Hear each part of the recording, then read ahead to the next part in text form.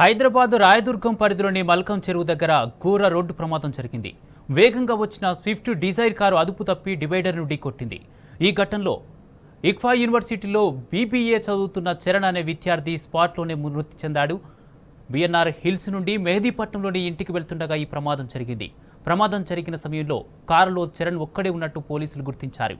అతివేగమే ప్రమాదానికి కారణమని పోలీసులు తెలిపారు. పోస్టుమార్టం నిమిత్తం మృతదేహాన్ని ఉస్మానియా ఆసుపత్రికి తరలించిన రాయదుర్గం పోలీసులు కేసు నమోదు చేసుకుని దర్యాప్తు చేస్తున్నారు.